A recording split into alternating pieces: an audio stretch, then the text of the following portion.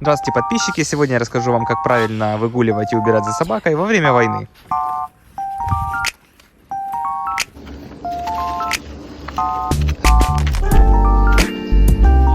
Спасибо, Ферика. Все, вот так вот